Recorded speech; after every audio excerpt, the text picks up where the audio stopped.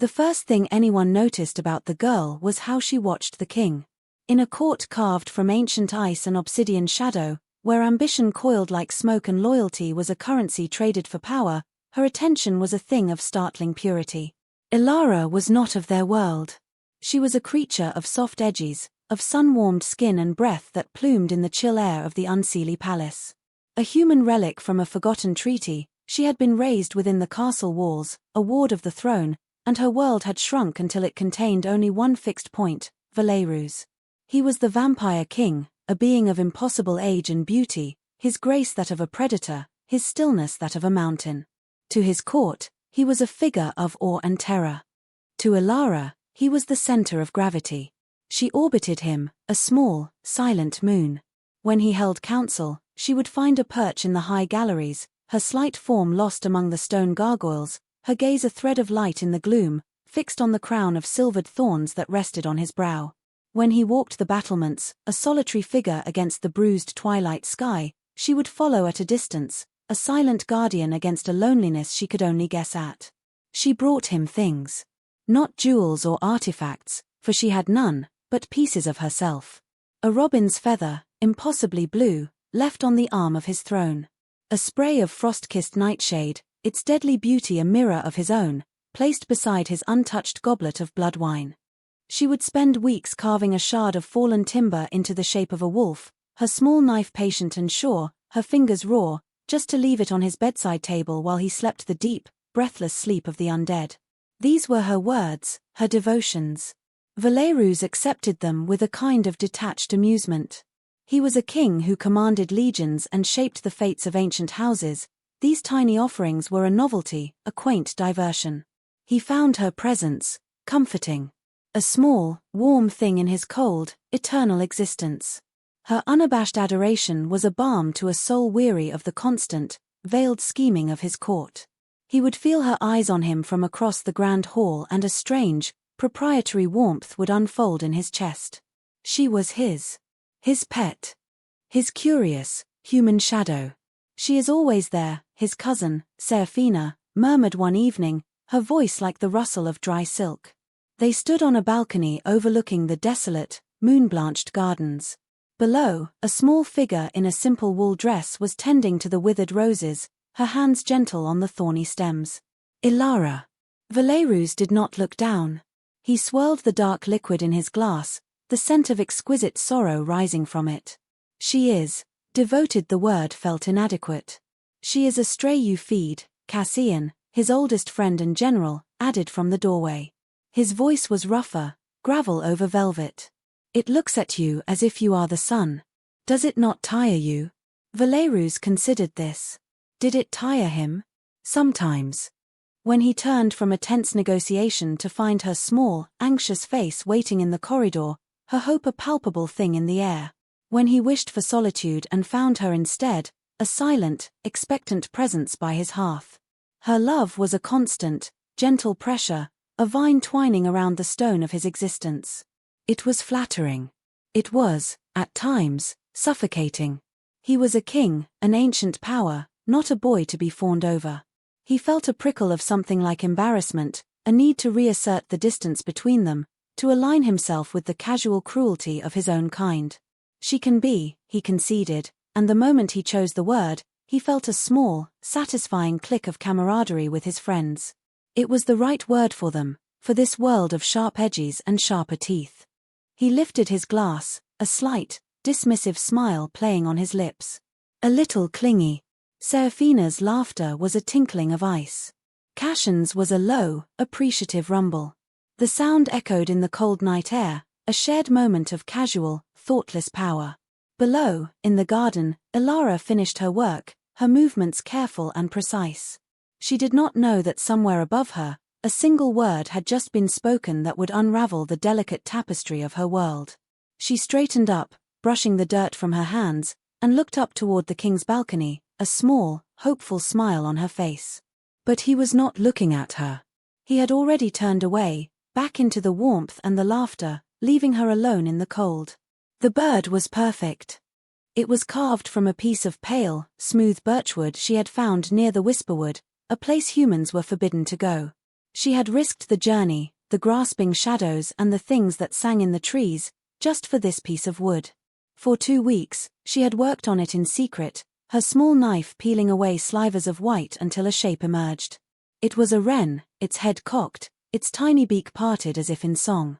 Its miniature form held all the love she could not speak, all the devotion that lived inside her like a second heartbeat. It was the finest thing she had ever made. Tonight, she would give it to him. She clutched it in her palm, the wood warmed by her skin, and made her way through the labyrinthine corridors of the palace. The stones seemed to breathe a colder air tonight, and the torchlight threw long, dancing shadows that looked like grasping fingers. She heard voices from the king's antechamber, the familiar timbre of Cassian and the silken tones of Seraphina. And Valeru's. His voice, a low, resonant hum that always made her feel safe. She paused outside the heavy oak door, her heart a frantic drum against her ribs. It was foolish to interrupt them. She should wait, leave it on his pillow as she always did. But a strange compulsion pushed her forward, a desire to see his face when he saw it, to receive one of his small, indulgent smiles. It would be enough. It was always enough. She took a soft step closer, her hand poised to knock. And then she heard it. It was Cassian's voice first, laced with that familiar, weary amusement. Looks at you as if you are the sun. Does it not tire you? A pause. The world seemed to hold its breath. She leaned in, her ear near the crack in the door, every part of her straining to hear Valerus's defense of her. She imagined him saying her name with that unique softness he reserved for her, explaining the quiet comfort she brought him. Then, his voice. Not soft. Laced with the same dismissive tone as his companions, a sound she had never heard directed at her. It was the voice he used for sycophants and minor functionaries. She can be, he said. And then the final, crushing blow, the word that landed like a physical strike. A little clingy. Laughter. It erupted from the room, sharp and immediate. Cassian's deep rumble, Seraphina's crystalline shatter. And worst of all, Valerus's own chuckle, a low sound that joined theirs, weaving into a chorus of casual disdain. Clingy. The word was a stone dropped into the quiet pool of her heart. It did not sink. It shattered the surface, the cracks racing outward, breaking everything. All her small acts of love, her silent vigils, her carefully chosen gifts, they were not devotions. They were an annoyance. A burden. She was not a comfort, she was a weight. Her fingers went numb. The small wooden bird, so full of love and careful effort just a moment before, slipped from her grasp. It hit the stone floor with a tiny, pathetic clatter, a sound so insignificant it was swallowed completely by the laughter from within the room. The wren's delicate beak snapped. It lay on the floor, broken. A broken thing, just like the feeling blooming in her chest. She did not cry. The shock was too deep for tears. It was a hollowing out, a sudden, violent evacuation of all warmth, all hope. She felt the blood drain from her face, the cold of the stone floor seeping up into her bones. She looked at the broken bird, then at the door. The laughter had subsided, but the echo of it remained, bouncing off the walls of her skull. Slowly, carefully, as if moving through deep water, she backed away. One step, then another. She turned and fled, her soft-soled shoes making no sound on the polished floors. She was a ghost already, leaving no trace. She did not look back. There was nothing to look back for. The man she had loved, the world she had built around him, had been revealed as a fragile illusion, and it had been broken with a single, careless word. She ran back to her small, cold room, the sound of his laughter chasing her all the way. Inside, she barred the door, leaned against it, and slid to the floor. And the silence began. It fell not like a gentle snow, but like an avalanche, burying her completely. Valerus returned to his chambers well after midnight, the pleasant warmth of the blood wine still humming in his veins. The evening with Cassian and Seraphina had been a welcome respite from the endless pressures of the crown. Their familiar cynicism, their shared history stretching back centuries, was a comfort. He felt lighter, the weight of his kingship momentarily eased. He expected to find Ilara curled by the hearth, asleep in his favorite chair, a book fallen into her lap. It was her habit. He would scoop her up, she weighed nothing, and carry her to her own chambers, a ritual that always ended with him feeling a surge of tender, protective power. But the chair was empty. The fire was burning low, casting flickering shadows across the vast, silent room. A faint unease stirred in him. He moved through the adjoining rooms, his steps noiseless. The library, the observatory, the small winter garden, all empty. Her usual haunts were deserted. He finally came to the corridor where her chambers were located. A sliver of candlelight shone from beneath her door. He knocked, a soft rap of his knuckles against the ancient wood. "Ilara?" No answer. He knocked again, louder this time. "Ilara, it is I." Opened the door. Only silence greeted him. An unfamiliar knot of irritation tightened in his chest. This was not like her. She was never coy. He was the king, she was his ward. The dynamics were simple, absolute. He did not have time for games. With a sigh of impatience, he placed his hand on the door. The old wood offered no resistance, the lock clicking open under the barest application of his will. He pushed the door inward.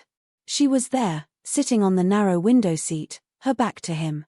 She was dressed in a simple white nightdress, her dark hair a stark cascade against the pale fabric. Her posture was unnaturally still. She was looking out at the jagged peaks of the mountains, silvered by the twin moons. "There you are," he said, his voice sharper than he intended. "I was looking for you." She did not turn. She did not move. It was as if she hadn't heard him. "Ilara," he repeated, stepping into the room. The air was cold, the single candle on her nightstand doing little to warm it. "Did you not hear me?" He walked toward her, the floorboards groaning under his weight. He could see her reflection now in the dark glass of the windowpane, a pale, blank oval. Her eyes were open, but they seemed to be looking at nothing. "What is this?" he asked, his patience fraying completely. "A fit of pique? If you are angry about something, speak it.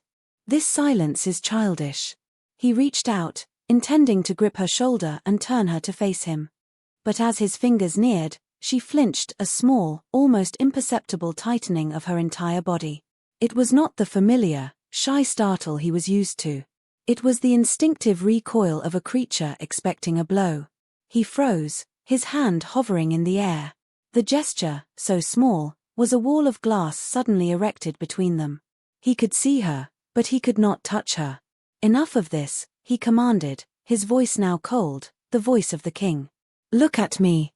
Speak." She remained perfectly, exquisitely still. Her breath misted on the cold glass, vanished, and misted again. It was the only sign she was alive. The silence in the room was no longer just an absence of sound.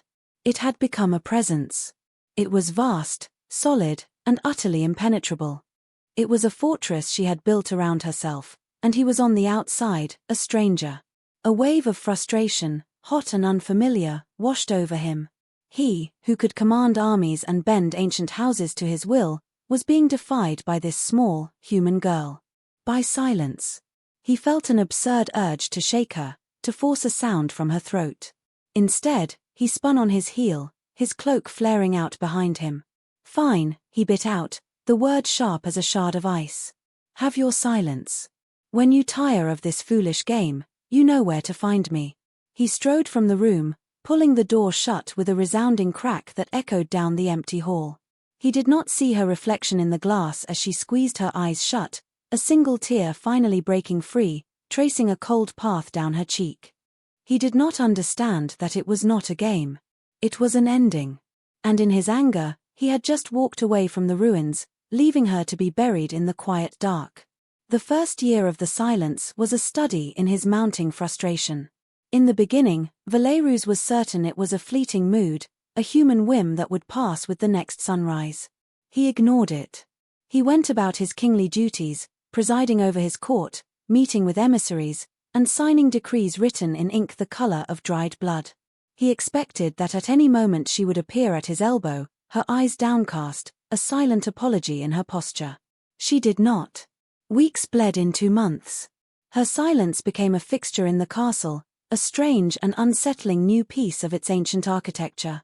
She moved through the halls like a phantom, a whisper of her former self. She took her meals in her room, brought by servants who learned not to speak to her, their own chatter dying on their lips as they crossed her threshold. She walked in the gardens, her feet tracing the same paths over and over, her gaze fixed on the ground.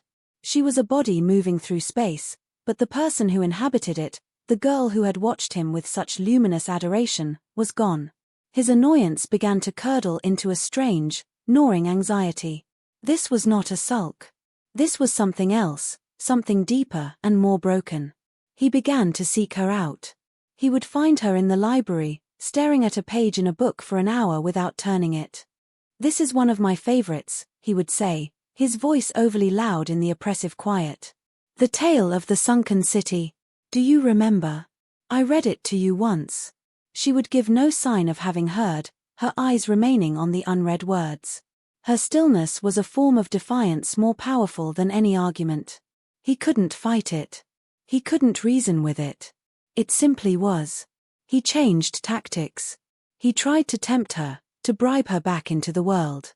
He, who had never needed to woo anyone, found himself engaging in a clumsy, one-sided courtship. He had a gown commissioned for her, spun from moonlight and spider silk, a thing of impossible beauty. It was delivered to her room and laid upon her bed. It remained there for a week, untouched, before a servant quietly folded it and put it away.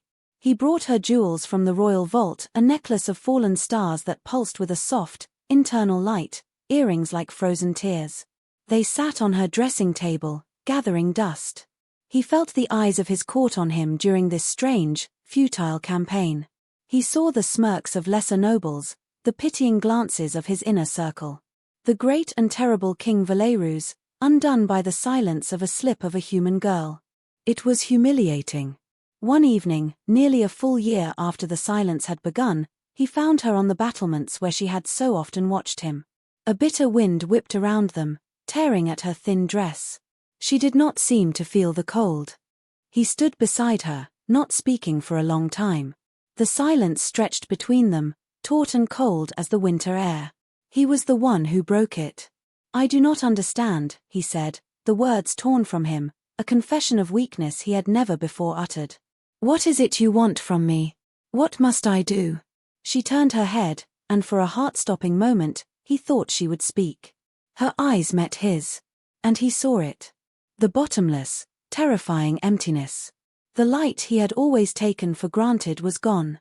Her eyes, once so full of him, were now just windows into a vacant room. And in their depths, he saw a flicker of something he had never seen there before: fear. She was afraid of him. That realization struck him with the force of a physical blow. Her, afraid of him? It made no sense. He had been her protector, her only source of kindness in this cold, predatory world. When had that changed? He started to talk, his voice urgent, filling the void she created. He told her about his day, about a dispute between two ancient houses he had mediated. He spoke of the weather, of the coming snows, of anything and everything. He talked until his throat was raw, his words snatched away by the wind. He was trying to weave a net of sound to catch her, to pull her back. But she was too far gone. His words fell into her silence like stones into a bottomless well, making no sound, no ripple. He watched her, and for the first time, he truly saw the change in her. He noticed the way she held herself, her shoulders curved inward as if to make herself smaller, to take up less space. He saw the way she always kept a careful distance, an invisible perimeter he was not allowed to cross. He remembered the girl who used to run to him, who would impulsively take his hand, her small, warm fingers a startling contrast to his own cold skin. Where had that girl gone? When had he lost her? He had been so sure of her, so accustomed to her constant presence, that he hadn't even noticed she was disappearing. And he had no idea why. The not knowing was a kind of madness, an itch under his skin he could not scratch. That night, anger and frustration finally gave way to a cold, creeping dread. He was losing her. Or perhaps, he realized with a jolt that chilled him more than the wind, he had already lost her. 3 years. 3 years of a silence so absolute it had become a living entity within the castle walls. It had its own rhythms, its own territories. It owned Alara's chambers, it haunted the library, It held sway in the frozen gardens. And it had taken up permanent residence in Valerus's soul. The king was a changed man. The detached amusement was long gone, replaced by a hollow ache that never subsided. The frustration had burned itself out, leaving behind the cold ash of despair. He no longer tried to command her. He no longer brought her extravagant gifts. The pile of untouched treasures in a locked room in his treasury was a monument to his failure, a glittering hoard of his own ignorance. His life had become a series of rituals centered around her silence. He would have a second place set for him at her solitary table, where he would eat his own meals, speaking to her as if she were responding, a madman performing for an audience of one. He would read to her by the fire in his chambers, his voice filling the grand space, while she sat across the room, her hands folded in her lap, her gaze distant. He had become a master of the monologue, a lonely actor on a vast and empty stage. His court had adapted. The whispers had died down, replaced by a kind of weary acceptance. The king's obsession, they called it. His human folly. Serafina urged him to send her away, to a quiet convent in the mortal lands. She is broken, Valerus, she would say, her voice laced with a frustrating pity. Let her go. Let yourself be free of this. But he couldn't. The thought of sending her away was physically painful. It felt like an amputation. She was a part of him, a constant, silent reminder of a profound failure he could not name. The realization, when it came, was not a lightning strike but a slow, sickening dawn.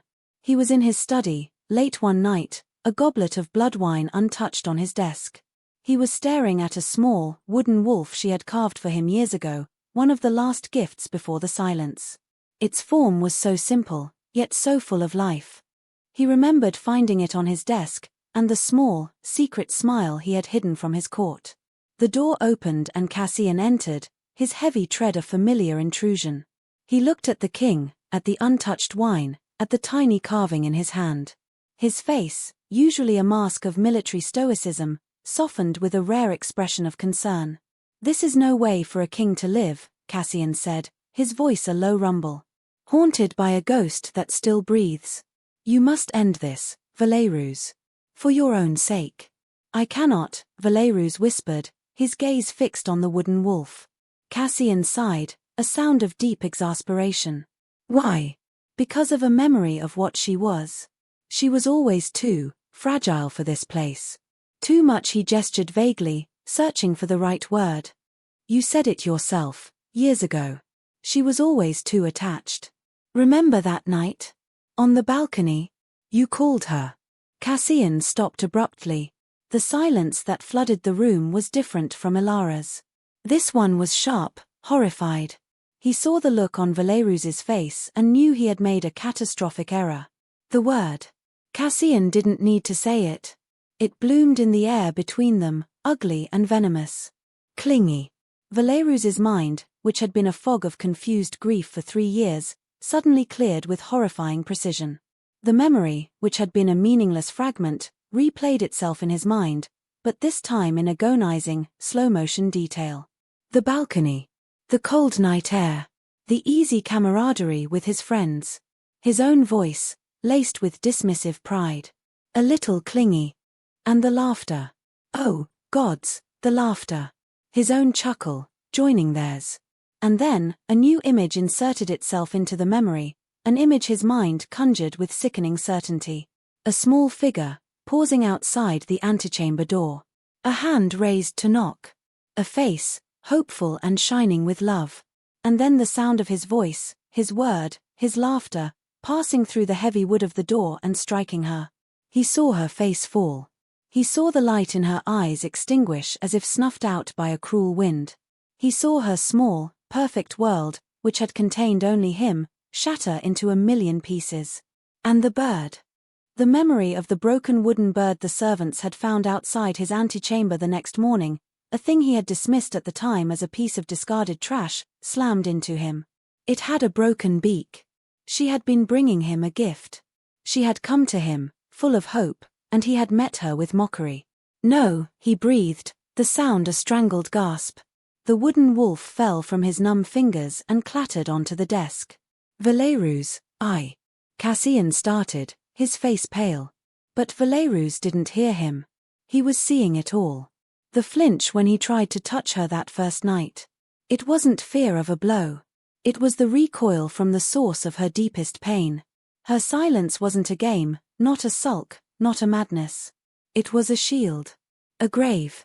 It was the only defense she had against him. It wasn't that she was broken. It was that he had broken her. He, who was meant to be her protector. He, who had taken her adoration as his due and repaid it with casual cruelty. The weight of it, the sheer, stupid, arrogant carelessness of it, descended on him, crushing the air from his lungs. He bent over the desk, his head in his hands, a dry, silent sob of pure self-loathing tearing through him. For 3 years he had been searching for the cause of her pain, looking everywhere but at himself. For 3 years, he had been the monster in her story, and he had never even known it. The begging began that night. After Cassian had retreated from the study, leaving Valerus to the terrible clarity of his new self-knowledge, the king did not move for a long time. He sat in the ruins of his own ignorance, the architect of his own private hell. The grief he felt was a new and terrible vintage, sharp with the taste of shame. When he finally rose, his movements were different. The restless energy, the frustration, the anger, all were gone. In their place was a heavy, solemn purpose. He walked not to his own chambers, but to hers. The door was, as always, unlocked. He had commanded it so, a foolish assertion of power in a war he had already lost. She was by the window, a silhouette against the moon. He stopped just inside the room, the distance between them a vast, barren landscape of his own making. The extravagant gifts ceased. The commands were a thing of the past.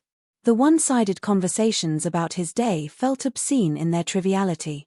Everything he had done for the past 3 years had been wrong, an exercise in monumental selfishness. He had been trying to fix her, to get back what he had lost, never once considering what she needed. He sank to the floor. Not onto a chair, but onto the cold stone, an act of supplication so foreign to his nature it felt like shedding a skin. He was no longer a king trying to reclaim his property. He was just a man, a penitent before the shrine of a pain he had created. "Ilara," he said. Her name was a raw whisper in the quiet room. "I know." She did not move, but he felt the quality of the silence shift, a subtle tightening in the air.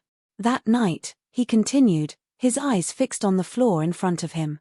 He could not bear to look at her. "On the balcony. I know you heard me." He waited. The silence was her only reply. The word I used, he forced himself to say it, the taste of it like ash in his mouth. "What I said to them, about you. It was a monstrous thing to say. A lie." He paused, the confession hanging in the air. "It was born of pride. Of stupidity. I was showing off for my friends, like a callow boy. I took the most beautiful thing in my life, the most pure and gentle thing, and I cheapened it for a moment of hollow laughter." His voice broke.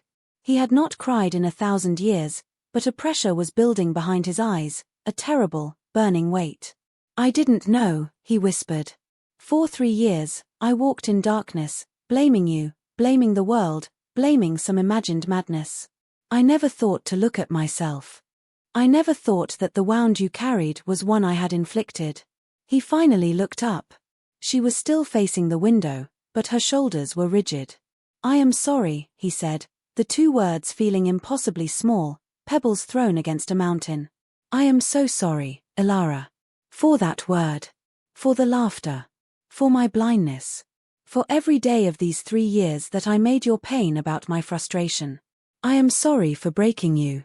He stayed there, on the floor, for hours. He did not ask for forgiveness. He did not ask her to speak. He simply sat in his shame, offering her his presence, stripped of all its power and privilege. This became his new ritual. Every single night, without fail, he would come to her room. He would sit on the floor, a respectful distance away, and he would talk. He didn't just apologize. He began to unravel himself for her. He told her stories of his long, lonely life. He spoke of his childhood as a vampire prince, the cold instruction, the constant tests of strength. He told her of his first kill, the horror and the grim necessity of it. He spoke of the betrayals he had endured, the friends he had lost to war and time. He confessed his fears, his fear of obsolescence, his fear of the endless, grinding eternity stretching before him, his deepest, most secret fear, that he was a monster, incapable of true connection. He gave her his vulnerabilities, his weaknesses, his ugliness. He laid his soul bare on the cold stone floor between them, night after night, month after month, year after year. It was a long, painful, desperate act of penance.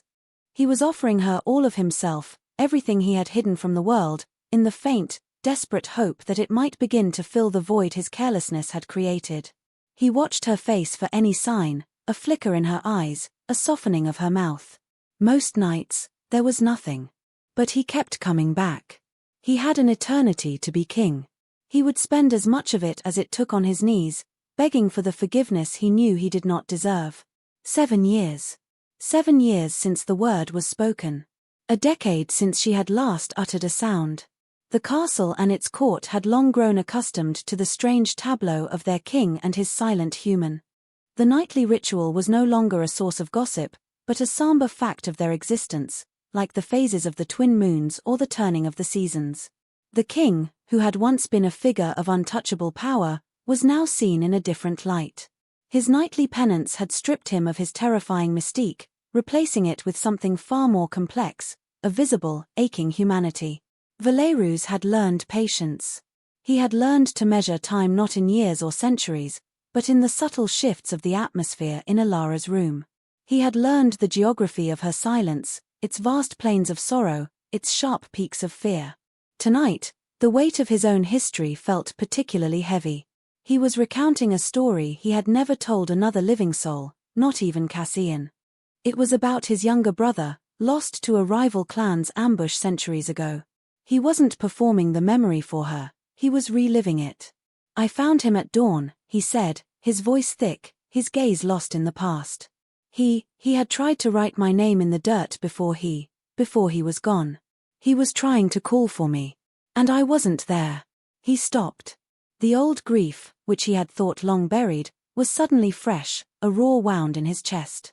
He had been a boy then, barely 200 years old, and the guilt had shaped him, hardening him, teaching him that love was a liability.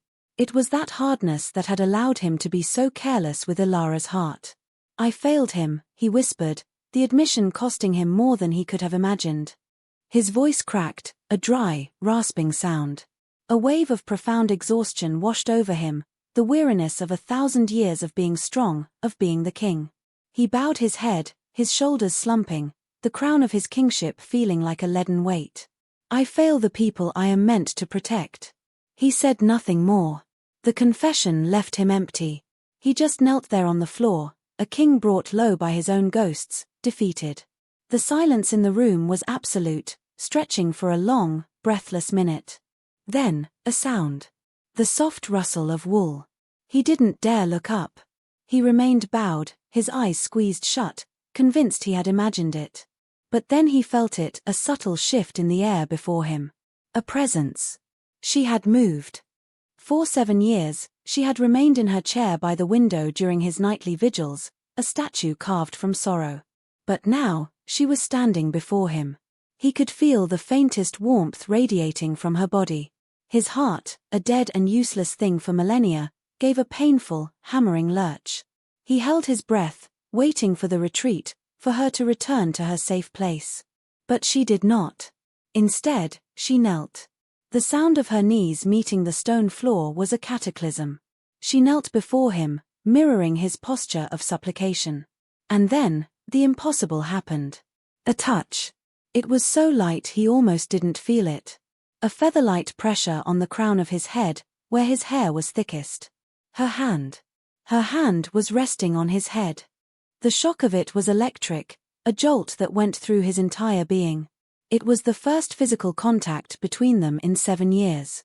7 years of being untouchable to each other. Her fingers were hesitant, barely grazing his hair, but they were there. Real. Warm. He did not move. He did not breathe. He was terrified that any movement would shatter the moment, that she would snatch her hand back and retreat into her fortress of silence forever. A single, hot tear, the first in 1,000 years, escaped his closed eyelid and traced a burning path down his cold cheek. It was not forgiveness. He knew that. It was not an absolution. It was not a promise that things would ever be as they were. But it was not nothing. It was a bridge. A single, fragile thread thrown across the vast chasm of their shared pain. It was a recognition of his own grief, a silent acknowledgement of the wound he had just exposed. For the first time in 7 years, she was not just the recipient of his penance. She was a participant in his sorrow. It was a beginning. And in that moment, kneeling on the cold floor with the ghost of her touch on his head, Valerus felt a flicker of something he had long abandoned, hope. The touch was a turning point, a seismic shift in the landscape of their silence. She was still silent, her voice still locked away in that fortress of pain. But the absolute physical distance she had maintained for years began to shrink, slowly, tentatively. She began to leave her room. One afternoon, Valerus was in the library, poring over ancient maps, when he felt her presence. He looked up to see her standing in the doorway, watching him. She did not enter, but she did not flee when he met her gaze. She simply stood there for a few moments before turning and disappearing down the hall. The next day, she did the same, but this time she took a few steps inside, lingering by a shelf of poetry before retreating. A week later, he was working at his desk in his study, and she entered the room without hesitation.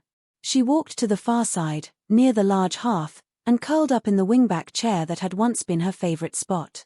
The chair she had sat in the night he had last seen her smile. She said nothing, did not even look at him, but her presence in the room was a gift so profound it made it difficult for him to focus on the treaty before him. He learned a new language. He had spent years filling her silence with his own words, but now he learned to listen to it.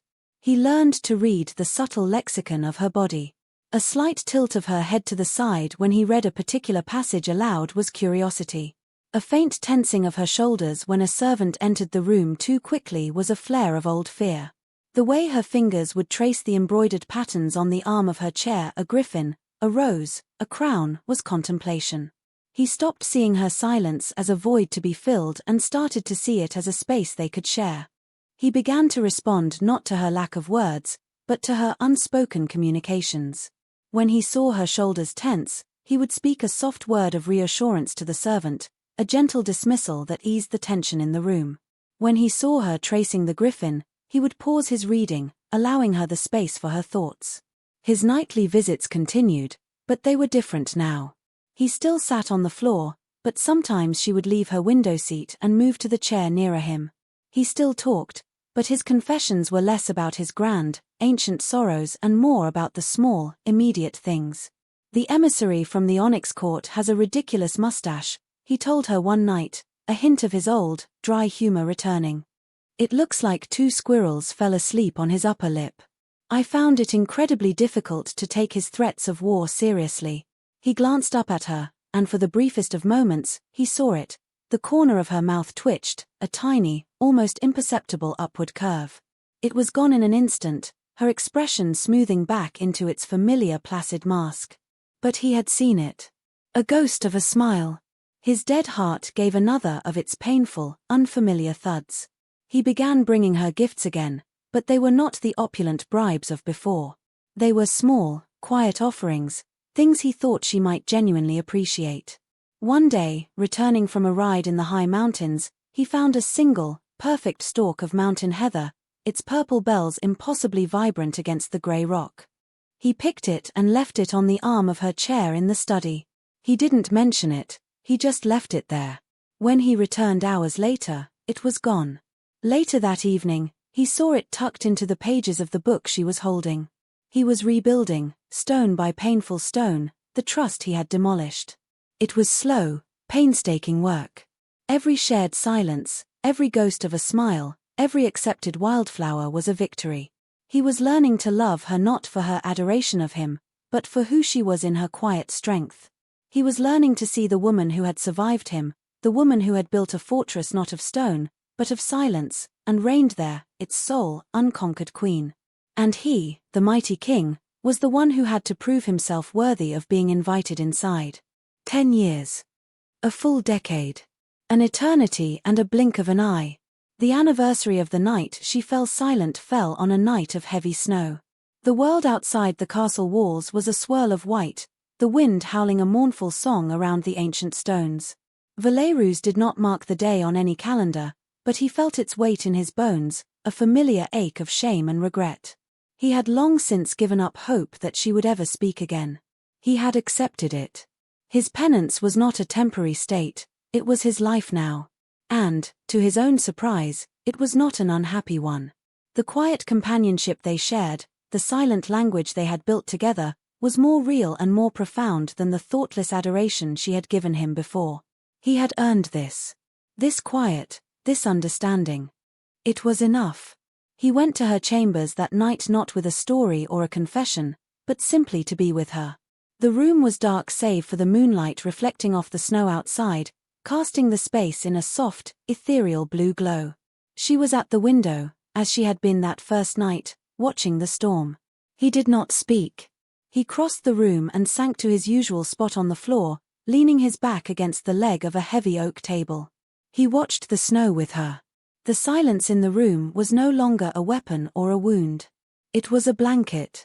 It was a shared space, comfortable and known. They sat like that for a long time, two solitary figures watching the storm together, the king and his silent queen. There was a peace in the room that had taken 10 years to build. Finally, knowing he had a long night of statecraft ahead, he decided to leave. He rose slowly, his old bones creaking in a very human way. He felt a pang of reluctance to leave the quiet sanctuary of her room for the noise of his court. He looked at her one last time, a still figure against the swirling white. He accepted this was his life. And it was enough. He turned and walked toward the door, his steps soft on the stone. His hand was on the cold iron latch. He was pulling the door open. And then, a sound. Not the wind. Not the creak of the castle. A sound from within the room. A voice. It was small, fragile, and rough, like old parchment tearing. It was a sound he had replayed in his memory 1,000 times but had never expected to hear in the air again. Valerius. He froze. His hand fell from the door latch. The world, the storm, the castle, his own breathing, everything stopped. It was impossible. He must have imagined it. A trick of the wind, a phantom of his own desperate longing.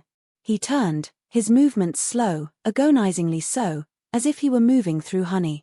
He was afraid. Afraid that if he looked, she would be gone, that the voice was a hallucination, that the last 10 years had finally driven him mad. She was still there. She had turned from the window and was looking at him. Her face, illuminated by the blue moonlight, was calm. Her eyes were clear. Valerius, she said again. The word was stronger this time, more certain. It was his name. His name, in her voice. He couldn't breathe. He couldn't move.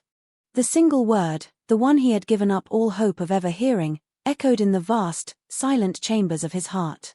It was a key, turning a lock that had been rusted shut for a decade. A torrent of emotion so powerful it threatened to bring him to his knees washed over him, relief so profound it was painful, joy so sharp it felt like grief, a love so overwhelming it was a physical force. He took a step toward her. And another. He crossed the room as if in a dream, his eyes never leaving hers. He felt like a mariner, lost at sea for a lifetime, who had just spotted the impossible, beautiful, devastatingly real shore. He was afraid she might vanish, that she was a mirage of moonlight and snow he had conjured from his own despair. He finally reached her. He stood before her, close enough to feel the warmth of her breath, a thing he had only been able to imagine for 10 years. He didn't speak. What could he say? What words could possibly contain the continent of meaning in this single moment? His apology was in the 10 years he had knelt on her floor. His love was in the decade he had waited. He looked at her, and his eyes, which had not shed a tear in a millennium, filled. He did not hide them. He let her see the full, devastating measure of his regret and his relief. He let her see the king, finally and completely undone. She held his gaze, her own eyes clear and deep. In them, he did not see the fear he had put there. He did not see the blank emptiness of her sorrow. He saw her. Ilara. Whole and present. You stayed, she whispered, her voice still raspy, but clear as a bell. The two words were not an accusation. They were a statement of fact. A miracle. An acknowledgement of every single night, every confession, every shared silence. Slowly, reverently, he lifted his hands and cupped her face. His thumbs, which could crush stone, were infinitely gentle against her soft skin. She was so fragile. And so impossibly strong. She had survived him. She had survived herself. She did not flinch. She did not pull away. Instead, she leaned into his touch, her eyes fluttering shut for a brief moment. It was an act of trust so complete, so dearly bought, it was the most profound forgiveness he could ever have imagined. He bent his head and pressed his forehead against hers. He breathed in her scent of winter air, and old books, and of herself. Home. The silence returned, but it was a new kind of silence. It was not an absence.